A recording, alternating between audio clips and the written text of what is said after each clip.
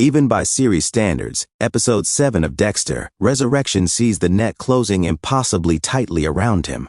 Part of the fun of every Dexter program is wondering how he's going to keep getting away with it. It seems unthinkable that this season won't end with Dexter being apprehended, killed, or compelled to do the one thing he hasn't been willing or able to do in years: get rid of Angel Batista. There are so many things going wrong from so many different directions, indefinitely. Regarding that, I am unsure of my feelings. Batista's appearance is almost comforting. Similar to the preview of James Dokes, it serves as a reminder that this spin-off respects the show's history while also bringing fresh perspectives to its future.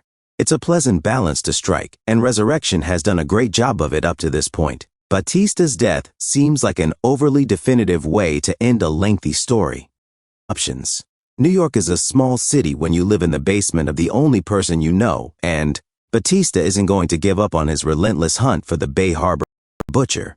Dexter is fortunate to spend the majority of course correction in another of Leon's insane retreats, so he doesn't encounter Batista until he gets home and discovers him teaching Blessing how to dance. However, the ramifications of their contentious exchange are rather clear. We can be confident that Batista will be close to wherever Dexter goes next, since he leaves his AirPods in Dex's car so he can track it. However, as Dexter spends the majority of the episode busy, he is taken to a real castle for an unplanned Lady Vengeance monument and another round of show and tell after being picked up in Leon's fancy chopper at the end of the last episode, just after killing half of the Gemini killers. Given that Leon orchestrated her suicide, his performative reverence is a little rich. Thus the Lady Vengeance thing gets a lot of shit.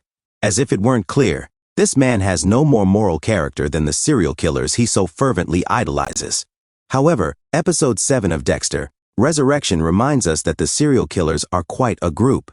Now that Lowell, Mia, and Garrett's hidden twin brother have passed away, both Dexter and our attention are focused on Al and Gareth, who are at the top of Dex's list of targets. Al uses GoPro film of him killing a jogging woman and cutting off her hair to amuse the group because it's his turn to show and tell.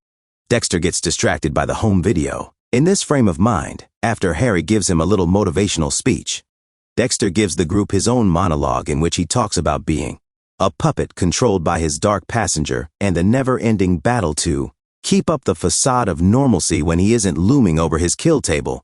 Dexter isn't usually honest or introspective, so this is a shocking display of both. Leon, at the very least, it provides insight into Leon's possible reaction to the prospect of his collection suddenly diminishing. Dexter must remove Gareth from the board, but he cannot do so in a way that raises suspicions. Therefore, in course correction, he chooses to enrage him by confessing to killing his brother. Gareth is completely taken aback by the intimate conversation and attacks Dexter with his wineglass. With a skillful introduction of its stem to Gareth's jugular, Dex dispatches another murderer. Dexter believes he has accomplished two things at once with a little play acting that suggests Gareth's ego forced him to consider Leon's visitors as his most recent masterpiece, making him responsible for Lowell's death as well. I wouldn't be certain based on Charlie's response.